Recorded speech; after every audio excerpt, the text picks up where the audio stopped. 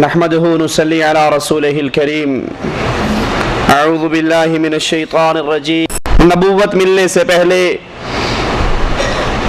آپ کی عزت کرنے والے اس دعوت کی بنا پر آپ کے دشمن بن گئے اور یہ دشمنی حد سے گزرتی گئی۔ کبھی تو دوران نماز آپ کے کندھوں پر اونٹ کی جیر پھینکی گئی، کبھی آپ کے گلے کے اندر کپڑا ڈال کر بل دیے گئے، کبھی آپ کے راستے میں کانٹے اور پتھر بچھائے گئے، کبھی آپ کے ساتھیوں کو تپتے ہوئے ریت اور کوئلوں پر لٹایا گیا۔ رسول اللہ صلی اللہ علیہ وسلم یہ تمام پریشانیاں، مصیبتیں، توحید کے راستے کی رکاوٹیں برداشت کرتے جا رہے ہیں۔ اللہ کی دعوت، اللہ کا پیغام وہ لوگوں تک پہنچا رہے ہیں۔ اسی مکی ایام کے اندر جب نوبت یہاں تک پہنچ جاتی ہے کہ کفار مکہ اللہ کے نبی علیہ السلام کے قتل کی پلاننگ شروع کر دیتے ہیں، اللہ عز و جل اپنے نبی علیہ السلام کو مزید اپنی نشانیاں دکھانے کے لیے آسمانوں پر بلاتا ہے۔ آپ کو معراج کروائی جاتی ہے۔ اب اس معراج کے حوالے سے بھی ہمارے ملکوں کے اندر، انڈیا پاکستان کے اندر بڑے عجیب و غریب قسم کے واقعات، بڑے عجیب و غریب قسم کے عقائد بڑے مشہور ہیں۔ جو ہی رجب کا مہینہ آتا ہے، من گھڑت مسائل، من گھڑت عقیدے، من گھڑت اعمال، اس کا دروازہ کھل جاتا ہے۔ بلکہ پرسوں ہی کیو ٹیلی ویژن اس پر ایک مفتی صاحب فتویٰ دے رہے تھے، کوئی اگر رجب کے مہینے میں 8 روزے رکھ لیتا ہے تو جنت کے 8 دروازے کھل جاتے ہیں۔ کوئی یہ کر لیتا ہے تو یہ ہو جاتا ہے، یہ کر لیتا ہے تو یہ ہو جاتا ہے۔ اس معراج کے واقعے کو سامنے رکھ کر ہمارے ہاں بڑی نظمیں اور نعتیں بنی ہوئی ہیں۔ ایک بڑی مشہور نعت ہے، پنجابی کا شاعر کہتا ہے، کی نہیں کیتا یار نے ایک یار واسطے، رب محفلاں سجائیاں دیدار واسطے۔ بالکل جیسے عاشق اور معشوق کی ملاقات ہوتی ہے، اس معراج کے سفر کو وہی صورت دے دی گئی ہے کہ عرش سجا رہے تھے، عرش سج رہا تھا، اللہ کے نبی جا رہے تھے اور اللہ نے اپنے نبی کے دیدار کے لیے یہ سارا معاملہ کروایا تھا، پاس بٹھا کر دیکھنا تھا کہ اللہ اپنے عرش پہ ہوتے ہوئے اپنی مخلوق کو نہیں دیکھ رہا۔ آئیے ذرا قرآن و حدیث سے، اللہ کے نبی علیہ السلام کی سیرت سے اس واقعے کی حقیقت تو دیکھیں۔ اللہ کے نبی علیہ السلام ام ہانی کے گھر کے اندر آرام کر رہے، جبرائیل علیہ السلام آتے ہیں، براق سواری ان کے ساتھ ہے جو خچر سے چھوٹی، گدھے سے بڑی۔ اللہ کے نبی علیہ السلام کو اس سواری پر بٹھایا جاتا ہے۔ اگر اسی ایک معراج کے سفر کو اور معراج کے سفر سے جو سبق ہمیں ملتا ہے اس کو یاد کر لیا جائے تو انڈیا، پاکستان، بنگلہ دیش، افغانستان، یہ بر صغیر کے لوگوں کے عقیدوں میں سے بہت سے عقیدوں کی صفائی ہو جاتی ہے۔ اللہ کے نبی صلی اللہ علیہ وسلم جو ہی براق پر بیٹھتے ہیں، یہ جانور تھر تھراتا ہے، کانپتا ہے۔ نوریوں کا سردار ہے جبرائیل علیہ السلام، ساری نوری مخلوق کا سردار، یہ آگے بڑھ کر براق کی لگام کو تھام لیتا ہے۔ سوار کون ہے؟ بشر۔ خادم کون ہے؟ نوری۔ اگر نبی کو نوری اس لیے کہتے ہو کہ نوریوں کی شان زیادہ ہے تو ذرا ملاحظہ تو کرو، یہاں بشر سواری کر رہا ہے اور نوری غلامی کر رہا ہے۔ رسول اللہ صلی اللہ علیہ وسلم براق پر آپ کا سفر شروع ہوتا ہے۔ قرآن بیان کرتا ہے، سبحان الذی اسری بعبدہ لیلا من المسجد الحرام، پاک ہے وہ اللہ جو لے گیا اپنے بندے کو مسجد حرام سے مسجد اقصی، اللہ کے نبی علیہ السلام مسجد اقصی میں پہنچتے ہیں.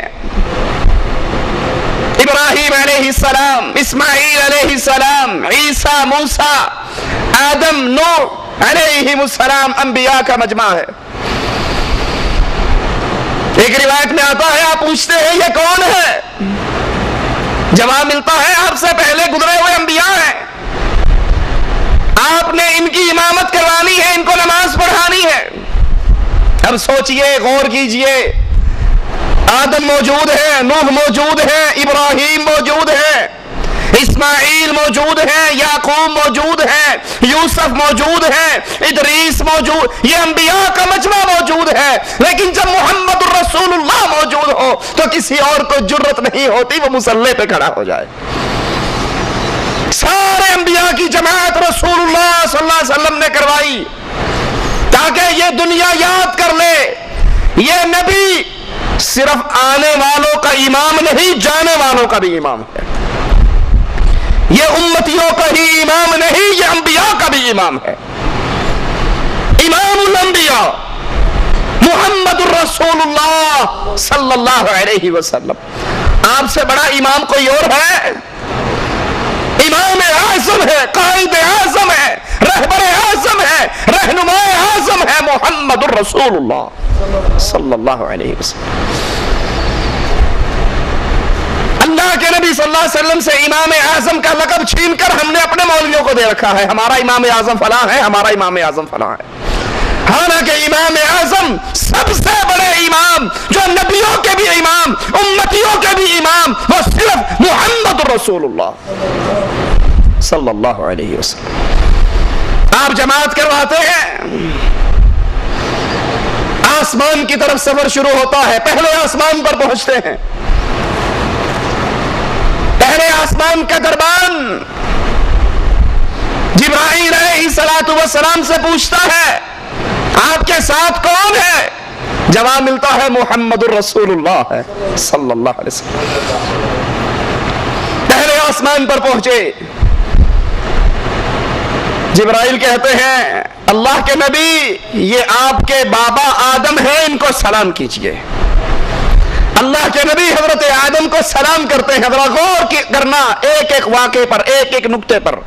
جبرائیل بتا رہے ہیں اللہ کے نبی یہ آدم ہے، سلام کیجئے. اللہ کے نبی سلام کہتے ہیں. آدم علیہ السلام کہتے ہیں وعلیکم السلام، مرحبا پیارے بیٹے اور پیارے نبی، نیک بیٹے اور نیک نبی. اللہ کے نبی صلی اللہ علیہ وسلم دیکھتے ہیں آدم علیہ السلام کے دائیں طرف بھی کچھ لوگ ہیں جن کو دیکھ کر آدم ہنستے ہیں، بائیں طرف کچھ لوگ ہیں جن کو دیکھ کر روتے ہیں. پوچھتے ہیں یہ کیا ماجرا ہے؟ جبرائیل بتاتے ہیں اللہ کے نبی جو آدم علیہ السلام کے دائیں طرف ہیں یہ وہ آدم کی اولاد ہے جو جنت میں جائے گی. ان کو دیکھتے ہیں خوش ہوتے ہیں، اور جو بائیں طرف ہیں یہ جہنمی ہے، ان کو دیکھتے ہیں تو روتے ہیں. اللہ کے نبی علیہ السلام پہلے آسمان سے دوسرے آسمان پر جاتے ہیں. رسول اللہ صلی اللہ علیہ وسلم، جبرائیل ساتھ ہے. آسمان کا فرشتہ سوال کرتا ہے، جبرائیل سے پوچھتا ہے آپ کے ساتھ کون ہے؟ وہی جواب ملتا ہے کہ محمد الرسول اللہ صلی اللہ علیہ وسلم میرے ساتھ ہے. اللہ کے نبی علیہ السلام دوسرے آسمان پر پہنچتے ہیں. حضرت عیسیٰ اور حضرت یحییٰ، ان دونوں نبیوں سے اللہ کے نبی علیہ السلام کی ملاقات دوسرے آسمان پر ہوتی ہے. عیسیٰ علیہ السلام درمیانہ قد، سرخ و سفید رنگ، بال آپ کے کھڑے ایسے جیسے ابھی نہا کر آئے ہیں. آپ ان کو سلام کہتے ہیں، یہ آپ کا سلام کا جواب دیتے ہیں مرحبا صالح نبی، صالح بھائی. رسول اللہ صلی اللہ علیہ وسلم تیسرے آسمان پر پہنچتے ہیں. حضرت یوسف علیہ السلام سے رسول اللہ صلی اللہ علیہ وسلم کی ملاقات ہوتی ہے. آپ انہیں سلام کہتے ہیں، اور اللہ کے یہ نبی یوسف، اللہ نے ان کو حسن اور خوبصورتی کا ایک بڑا وافر حصہ عطا کیا ہے. رسول اللہ صلی اللہ علیہ وسلم چوتھے آسمان پر پہنچتے ہیں، دربان آسمان کا جبرائیل علیہ السلام سے وہی باتیں دہراتا ہے، آپ وہی جواب دیتے ہیں۔ یہاں چوتھے آسمان پر رسول اللہ صلی اللہ علیہ وسلم کی ملاقات حضرت ادریس علیہ السلام سے ہوتی ہے۔ اللہ کے نبی پانچویں آسمان پر حضرت ہارون علیہ السلام سے ملاقات ہوئی، آپ نے سلام کہا، انہوں نے جواب دیا مرحبا پیارے بھائی اور پیارے نبی۔ رسول اللہ صلی اللہ علیہ وسلم چھٹے آسمان پر پہنچتے ہیں اور یہاں آپ کی ملاقات موسیٰ علیہ السلام سے ہوتی ہے۔ آپ سلام کہتے ہیں، حضرت موسیٰ جواب دیتے ہیں۔ جب اللہ کے نبی آگے بڑھتے ہیں تو موسیٰ علیہ السلام رونے لگ جاتے ہیں۔ جبرائیل علیہ السلام پوچھتے ہیں کیا ماجرا ہے؟ وہ کہتے ہیں یہ نبی مجھ سے بعد میں آنے والے، لیکن اس کی امت میری امت سے زیادہ ہوگی، اور اہل جنت کے اندر بھی اس کی امت کی تعداد باقی نبیوں کی امتوں سے زیادہ ہوگی۔ یہ سوچ کر میں خوشی سے میرے آنسو نکلتے ہیں۔ رسول اللہ صلی اللہ علیہ وسلم ساتویں آسمان پر پہنچتے ہیں۔ اللہ کے نبی علیہ السلام کی ملاقات حضرت ابراہیم علیہ السلام سے ہوتی ہے۔ ابراہیم بیت معمور جو فرشتوں کی مسجد ہے، اس کا ٹیک لگا کر بیٹھے ہوئے، یہ وہ مسجد ہے جس کے بارے میں رسول اللہ صلی اللہ علیہ وسلم نے فرمایا بیت معمور میں روزانہ 70,000 فرشتہ نماز پڑھتا ہے، لیکن سنو جو فرشتہ ایک نماز پڑھ لیتا ہے دوبارہ قیامت تک اس کا نمبر ہی نہیں آتا۔ اتنی بڑی تعداد اللہ کے فرشتوں کی۔ ابراہیم علیہ السلام، جبرائیل کہتے ہیں اے نبی یہ آپ کے باپ ابراہیم ہیں، ان کو سلام کیجئے۔ اللہ کے نبی علیہ السلام سلام کرتے ہیں۔ اس کے بعد آپ کو سدرۃ المنتہا پر، سدرۃ المنتہا بیری کا ایک درخت ہے، اللہ کے نبی علیہ السلام فرماتے ہیں یہ درخت، اس کے بیر جیسے حجر کے مٹکے ہوں، آپ نے دیکھا ہوگا اپنے علاقوں میں گھڑے، یہ ان مٹکوں جتنے بیر ہیں، اس کے پتے ہاتھی کے کان کے برابر ہیں۔ جبرائیل نے بتایا یہاں سے 4 نہریں نکلتی ہیں، 2 دنیا والوں کے لیے ہیں اور 2 اہل جنت کے لیے ہیں، دنیا والوں سے پوشیدہ ہے۔ زمین سے جتنے فرشتے اوپر بڑھتے ہیں یہاں آ کر رک جاتے ہیں، اوپر سے جتنے فرشتے اترتے ہیں وہ بھی یہاں آ کر رک جاتے ہیں، جو انہوں نے لینا ہوتا ہے یہاں سے لے لیتے ہیں، اور جو انہیں دیا جاتا ہے وہ یہاں پر دیا جاتا ہے۔ رسول اللہ صلی اللہ علیہ وسلم کے سامنے دودھ کا پیالہ، شراب کا پیالہ اور شہد کا پیالہ پیش کیا جاتا ہے۔ اللہ کے نبی علیہ السلام دودھ کا پیالہ لیتے ہیں اور اسے پی لیتے ہیں۔ جبرائیل علیہ السلام فرماتے ہیں کہ یہ اللہ کا شکر ہے، آپ نے فطرت کو قبول کیا، آپ کی پوری امت فطرت پر ہے اور آپ بھی فطرت پر ہیں۔ یہاں رسول اللہ صلی اللہ علیہ وسلم پر 50 نمازیں فرض کی جاتی ہیں۔ رسول اللہ صلی اللہ علیہ وسلم واپس آتے ہیں، حضرت موسیٰ علیہ السلام کے پاس سے گزر ہوتا ہے۔ موسیٰ علیہ السلام پوچھتے ہیں کیا ملا، معراج کا تحفہ کیا ہے؟ آپ فرماتے ہیں نمازیں فرض ہوئی ہیں 50 نمازیں۔ موسیٰ علیہ السلام فرماتے ہیں اے اللہ کے نبی مجھے بنی اسرائیل کا تجربہ ہے، آپ سے پہلی امت کی طرف میں بھیجا گیا، یہ اتنی نمازیں نہیں پڑھ سکیں گے، جائیے اللہ سے درخواست کیجئے اللہ ان نمازوں میں تخفیف کر دے۔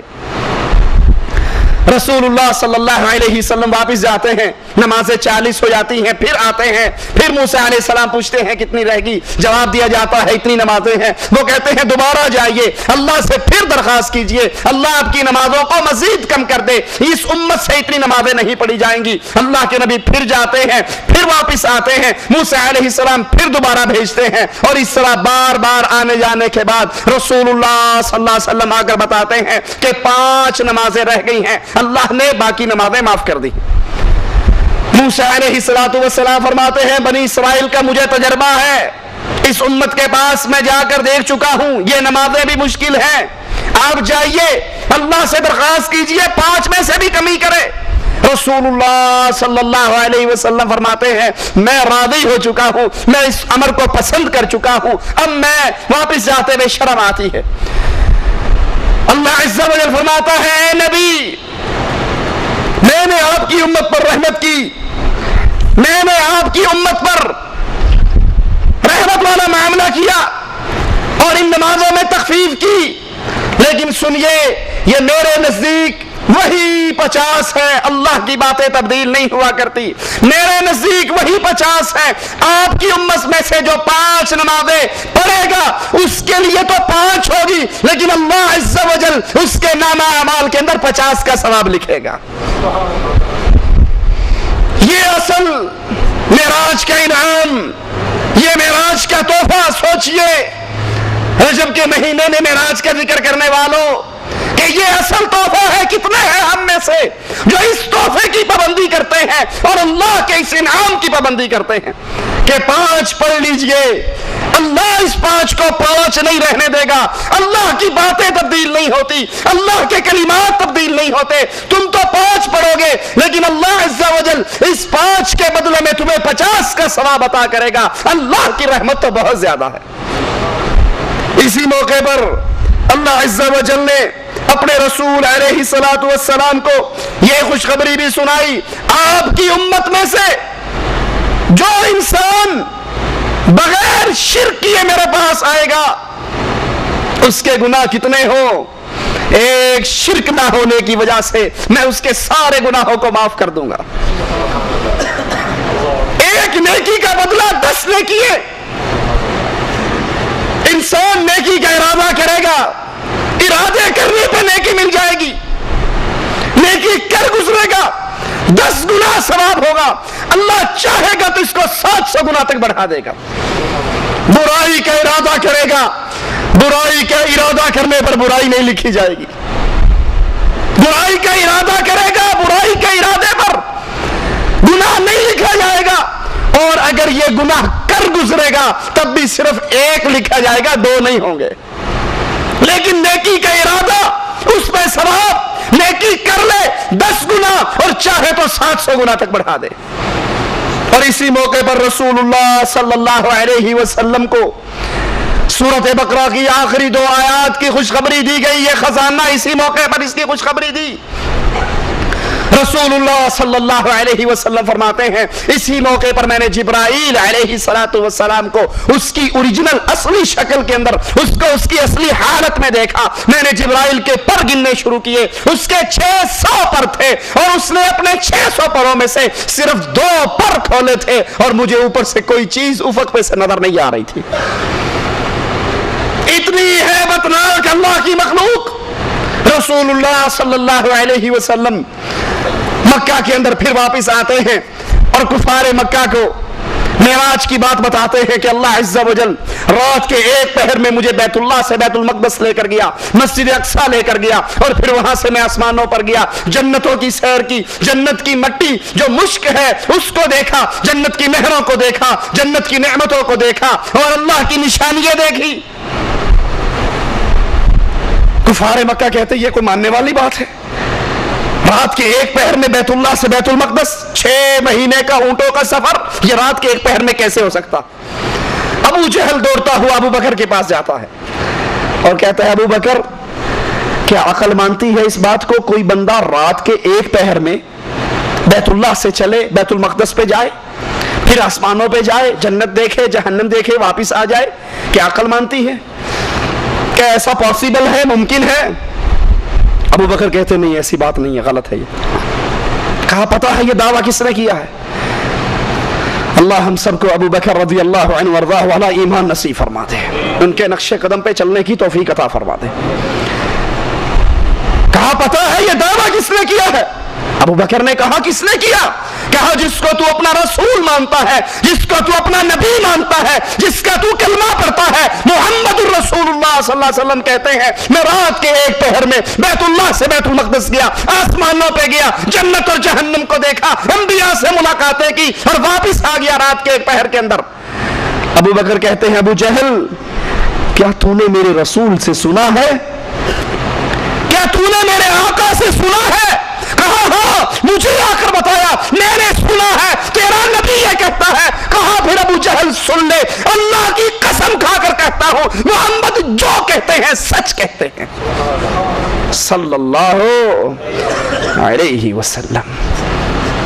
ابو جہل حیران، کہتا ہے ابو بکر عقل مانتی ہے؟ کہا عقل مانے نہ مانے ابو بکر کا ایمان مانتا ہے، محمد جو کہتے ہیں سچ کہتے ہیں، اس کے ہونٹوں سے جھوٹ نکلا نہیں کرتا۔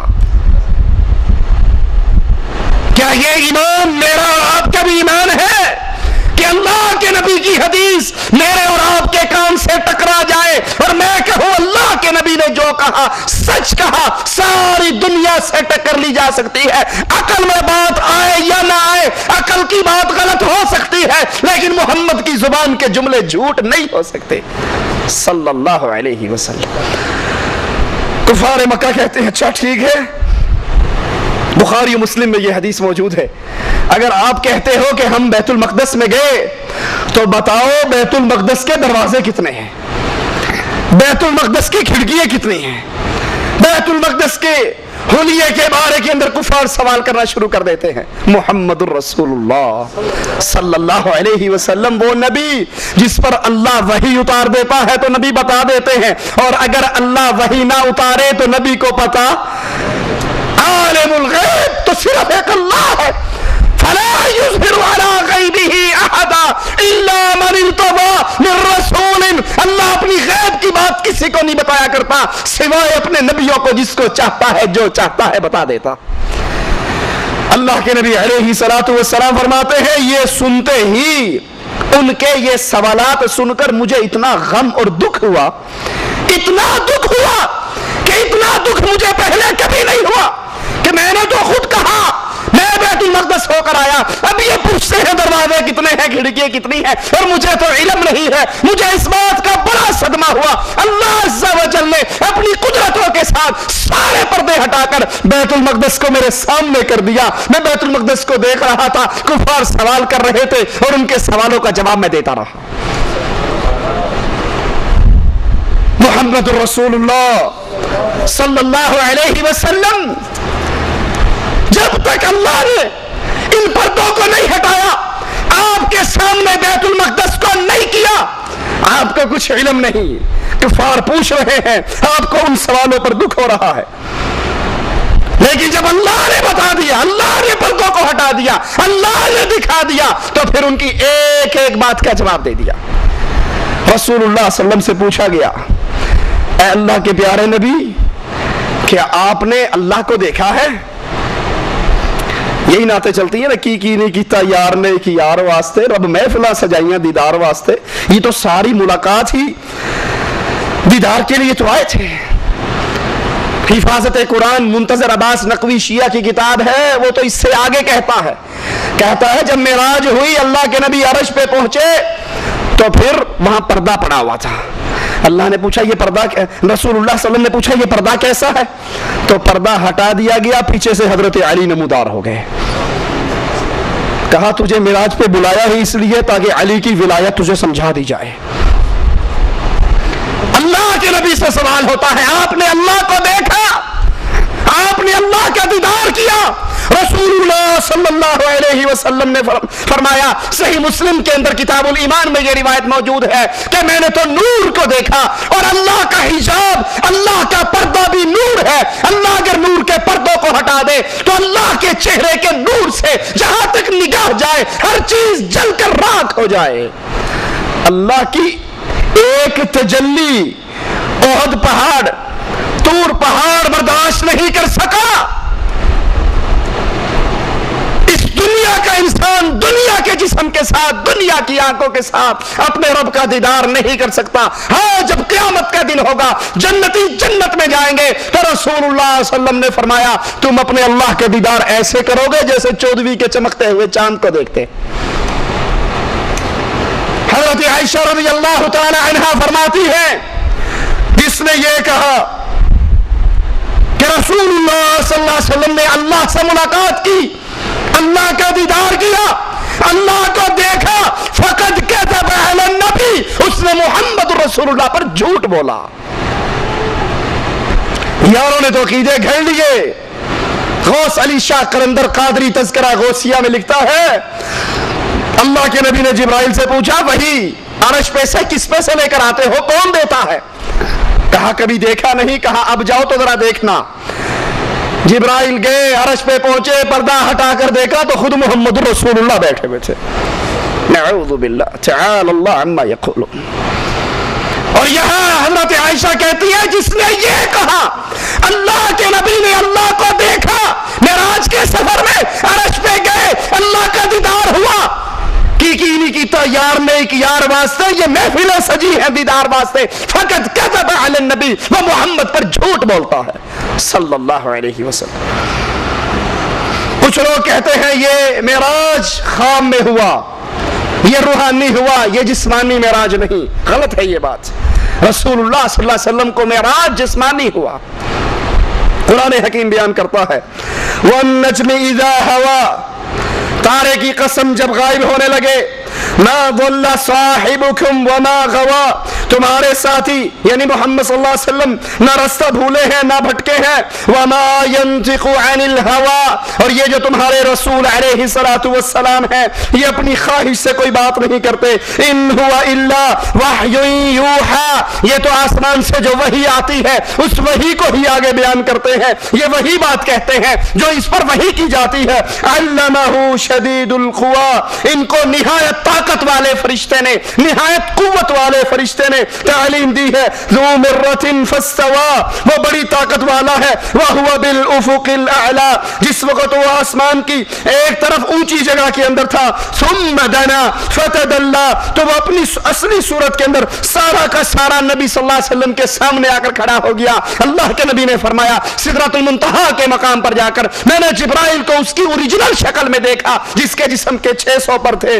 मालिक भी कहता है सुम्मा दना फतदल्ला, फिर वो अपनी असली सूरत में सारा का सारा अल्लाह के नबी सल्लम के सामने आकर खड़ा हुआ, फिर करीब हुआ, उनकी तरफ झुका, फकाना क़ाब क़ौसैन औ अदना, अल्लाह के नबी और जिब्राइल के दरमियान सिर्फ 2 कमानों के बराबर या इससे भी कम फासला रह गया। कहने वाले कहते हैं यहां से मुराद अल्लाह है कि अल्लाह रसूल इतने करीब हुए कि 2 कमान का फासला रह गया। झूठ बोलते हैं ये कहने वाले। और मोहम्मद रसूलुल्लाह की सच्ची हदीस है, सही मुस्लिम है, किताबुल ईमान है, आप फरमाते हैं अल्लाह का हिजाब नूर है, अगर अल्लाह अपने हिजाब को नूर के पर्दों को हटा दे तो जहां तक निगाह जाए मालिक के नूर से हर चीज जलकर खाक हो जाए।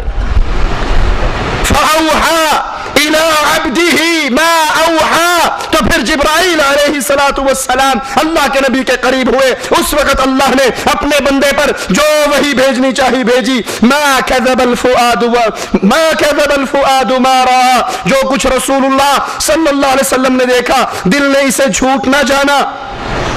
अफतुमारूनहु अला मा यरा, तो क्या जो कुछ वो देखते हैं तुम इसके बारे में इनसे झगड़ा करते हो। रसूलुल्लाह सल्लल्लाहु अलैहि वसल्लम अपने जिस्म के साथ गए, आपको जिस्मानी मेराज हुई, अल्लाह के नबी ने अंबिया से मुलाकात की, और ये आपका मौजज़ा था मोहम्मद रसूलुल्लाह सल्लल्लाहु अलैहि वसल्लम का मौजज़ा। क्योंकि कुरान ने तो पहले ही बता दिया ताकि हम अपने रसूल को मजीद निशानियां दिखाएं, मजीद अपनी निशानियां इसके सामने वाह कर दें। सुनने को तो ये किस्सा, बताने को ये किस्सा, लेकिन ये किस्सा नहीं है। आइए गौर कीजिए ये हमें सबक क्या देता है, ये हमें दरस क्या देता है, ये हमें तालीम क्या देता है। अकीदे के वो कौन से उलझे हुए मसाइल हैं जिनको वाक़या मेराज खोल के रख देता है। सबसे पहला सबक मेराज का, सुब्हानल्लज़ी अस्रा बिअब्दिही, गौर कीजिए इस लफ्ज़ पर, पाक है वो अल्लाह, अस्रा जो ले गया, बिअब्दिही बिनूरिही नहीं, जो अपने नूर को नहीं लेकर गया, बिअब्दिही जो अपने बंदे को लेकर गया। मेराज की ये आयत हमें खोल कर बता रही है मोहम्मद रसूलुल्लाह नूर मिन नूरिल्लाह नहीं है। अस्सलातु वस्सलामु अलैका या नूर मिन नूरिल्लाह कहने वाले अल्लाह पर बहतान बांधते हैं, अल्लाह की जात में शिर्क करते हैं। मालिक तो कहता है बिअब्दिही, मैं अपने बंदे को लेकर गया। इसीलिए रसूलुल्लाह सल्लल्लाहु अलैहि वसल्लम ने फरमाया ला तुतरूनी कमा अतरतिन नसारा میری شان کو ایسے نہ بڑھا دینا جیسے عیسائیوں نے غلو کیا حضرت عیسیٰ کی شان میں. عیسیٰ اللہ کے بندے تھے, انہوں نے اللہ کا بیٹا بنا دیا. انا عبداللہ, میں اللہ کا بندہ ہوں, میں اللہ کا رسول ہوں, تم بھی مجھے اللہ کا بندہ کہو, اللہ کا رسول کہو, نور من نور اللہ نہ کہو. پہلا مسئلہ معراج سے ثابت ہوا, ان آیات سے ثابت ہوا کہ اللہ کے نبی صلی اللہ علیہ وسلم اللہ کے بندے تھے, اللہ کا نور نہیں تھے. دوسری بات, رسول اللہ صلی اللہ علیہ وسلم معراج کا یہ واقعہ ہمیں سبق دیتا ہے کہ اللہ کے نبی حاضر ناظر نہیں تھے. جو کہتے ہیں نا دم بدم پڑھو درود, حضرت بھی ہیں یہاں موجود, بکواس کرتے ہیں, جھوٹ بولتے ہیں. ان مولویوں کو معراج کا یہ واقعہ سناؤ, مان لیتے ہیں. اگر تم کہتے ہو طاہر القادری صاحب کے پاس بھی رسول اللہ آئے, مولوی زکریا صاحب کے پاس بھی صوفی اقبال ان کے شاگرد نے لکھا بہجت القلوب کے اندر کہ اللہ کے نبی آئے, فضائل حج اور فضائل درود سن کر گئے. اگر تم کہتے ہو الیاس قادری کے ملتان کے اجتماع میں رسول اللہ صلی اللہ علیہ وسلم آتے ہیں, تو انہیں بتاؤ معراج کے واقعے میں تم نے سنایا سارے انبیاء موجود تھے, لیکن آدم, عیسیٰ, موسیٰ, ابراہیم علیہم السلام کے ہوتے ہوئے مصلی امامت پہ کوئی اور نہیں چڑھ سکا کیونکہ محمد رسول اللہ موجود تھے. اگر تمہارے جلسے کے اندر بھی رسول اللہ آتے ہیں, میلاد کے اندر کرسی سجتی ہے, تو تقریر کرنے کے لیے طاہر القادری کیوں بیٹھتا ہے؟ نماز پڑھانے کے لیے الیاس قادری کیوں آگے ہوتا ہے؟ اگر محمد موجود ہو تو ابراہیم جماعت نہیں کرواتے, محمد امام اعظم بنتے ہیں صلی اللہ علیہ وسلم. لیکن تمہارے جلسے میں تم سے بڑا گستاخ اور کون ہوگا؟ دعویٰ کرتے ہو آگے آگے تاج والے, دم بدم پڑھو درود, حضرت بھی ہے یہاں موجود. تقریر تمہارا مولوی کرتا ہے, جماعت تمہارا مولوی کرواتا ہے, بیان تمہارا مولوی کرتا ہے. سٹیکر چھپے ہوئے ہم نے اپنی آنکھوں سے دیکھے پاکستان میں.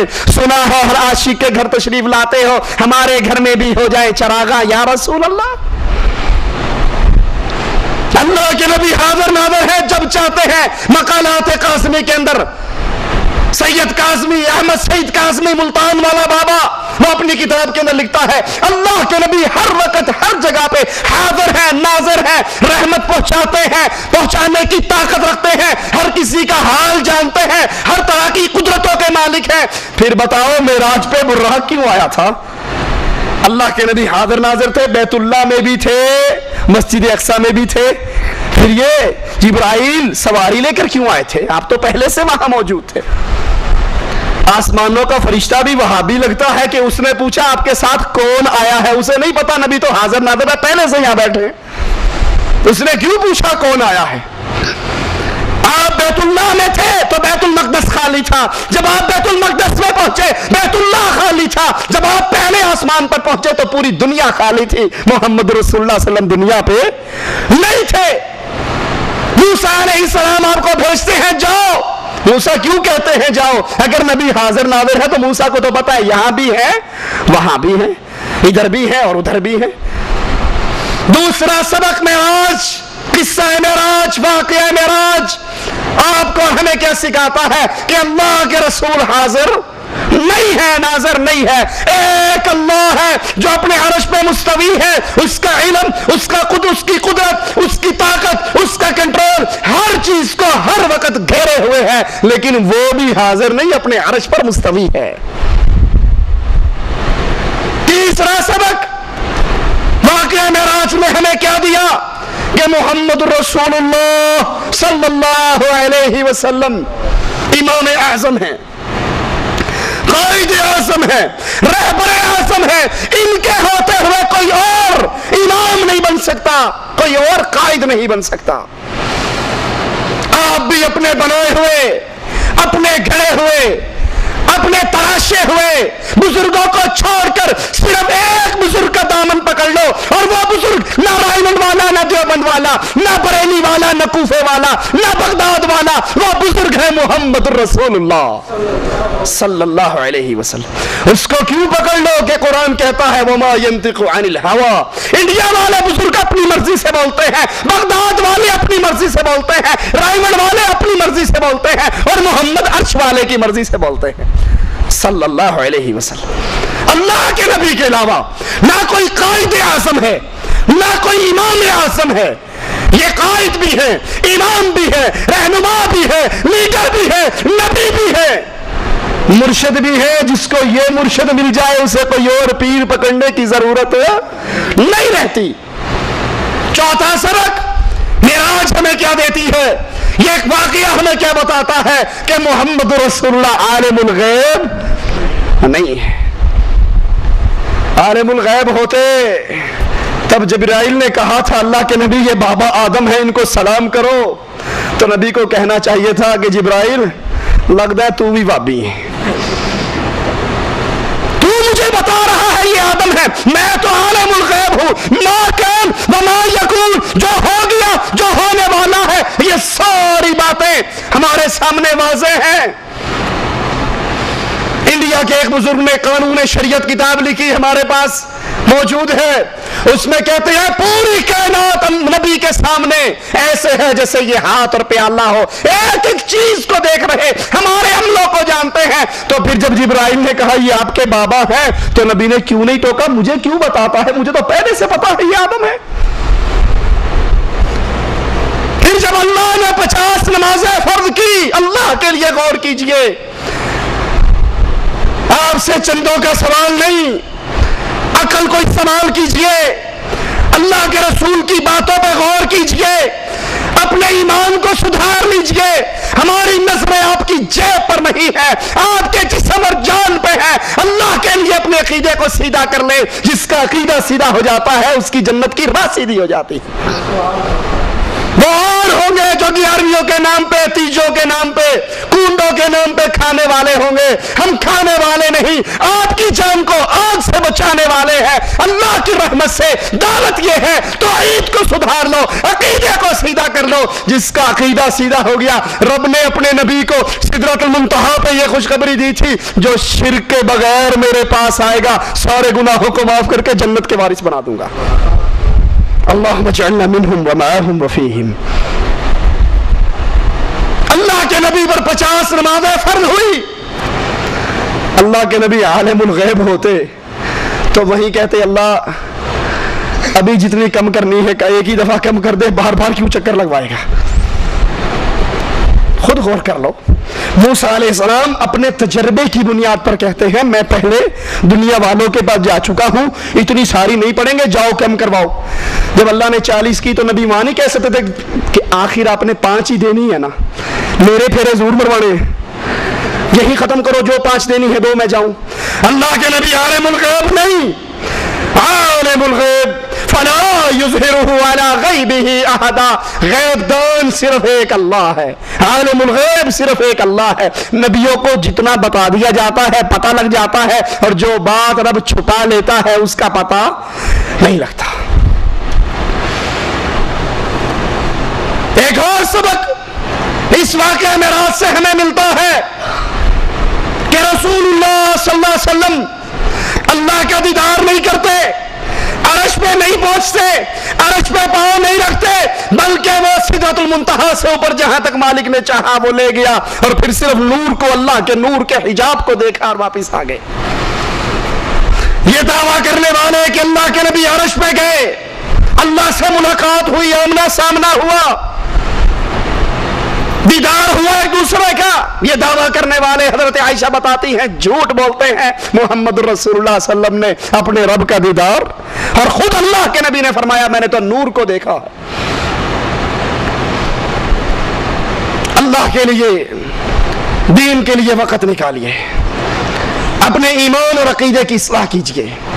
ہر وہ عمل جو دین کے نام پہ اسلام میں داخل ہو رہا ہے اس کو کاٹ ڈالیے۔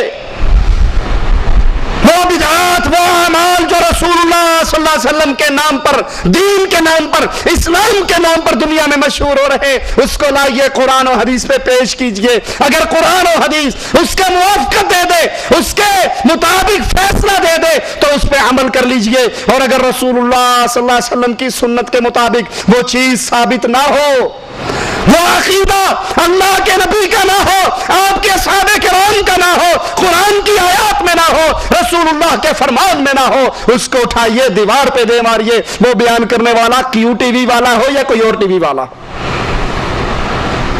یہ دین کے نام پر بے دینی پھیلانے والے چینل، واللہ اللہ سے ڈر کے کہتا ہوں، انڈیا کی انگلش فلموں کے چینل اتنے خطرناک نہیں ہے اس امت اسلام کے لیے جتنے خطرناک یہ کیو ٹی وی کی شکل کے اندر شرک پھیلانے والے چینل ہے۔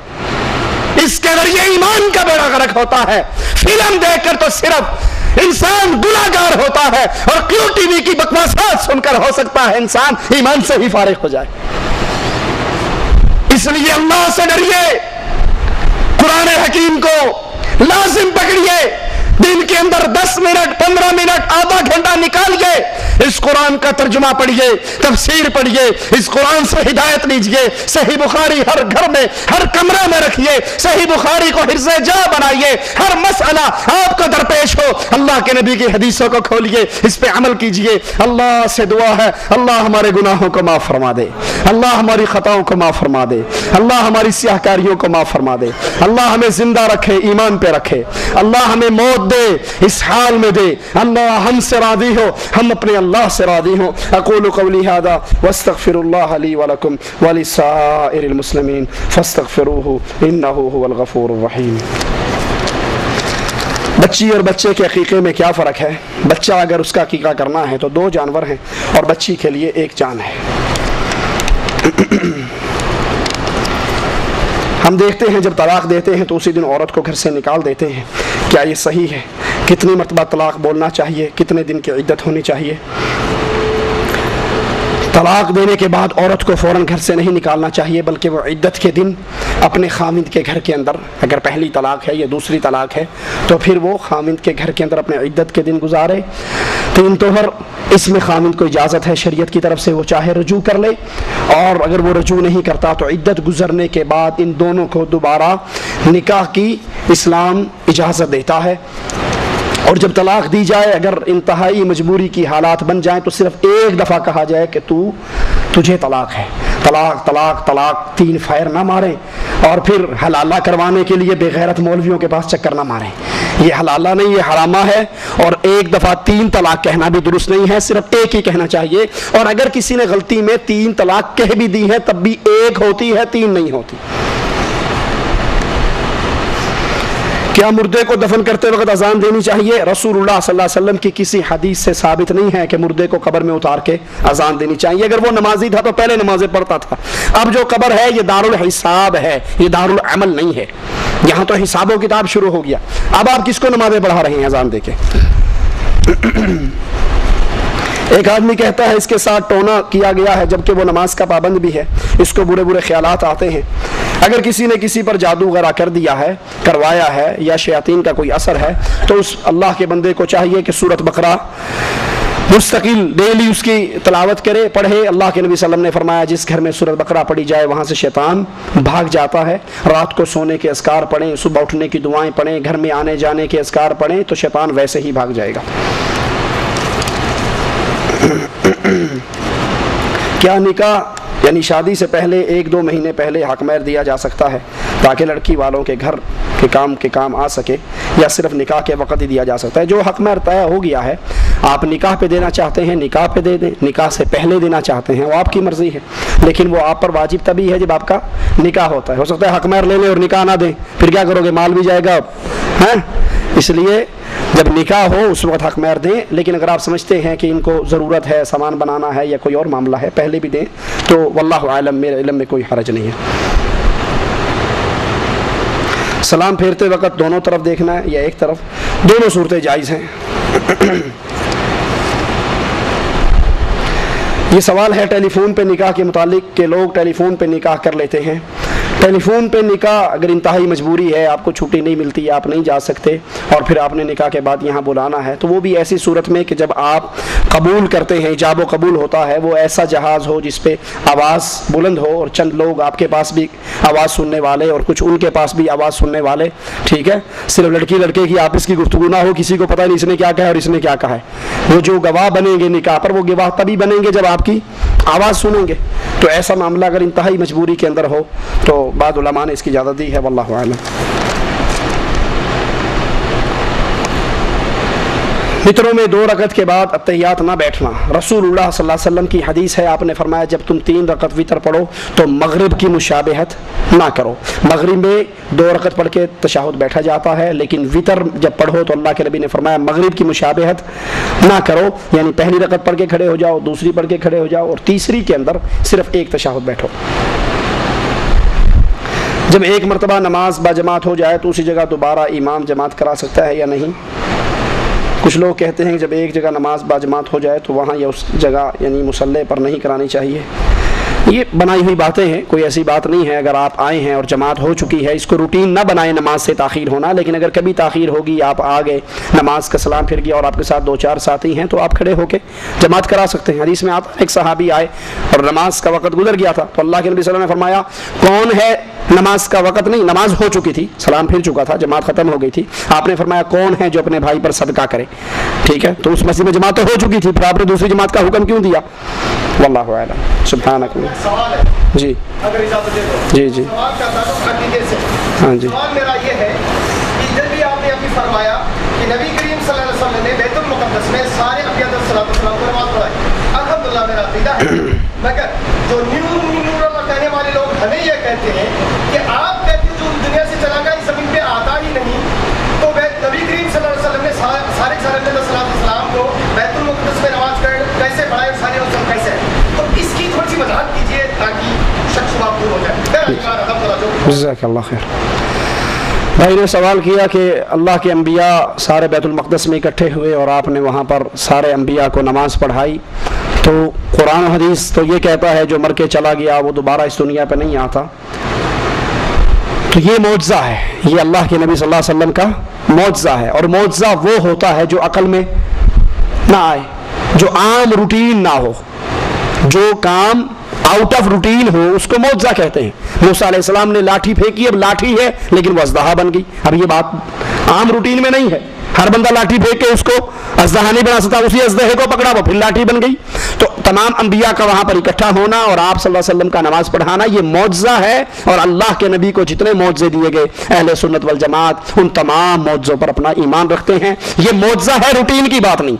आप जो कहते हो कि हर जुमेरात को आते हैं खीरे खाकर जाते हैं, ये तो आपने रूटीन बनाई है। ठीक है, अंबिया का मौजज़ा है। ईसा अलैहिस्सलाम को मौजज़ा दिया, मर जाता, वो मुर्दे को कहते कुम बिइज़्निल्लाह, अल्लाह के हुक्म से खड़ा हो, वो खड़ा हो जाता। ये अंबिया के मौजज़े हैं। अंबिया के मौजज़े और चीज़ है और रूटीन की बातें और चीज़ हैं। वल्लाहु आलम।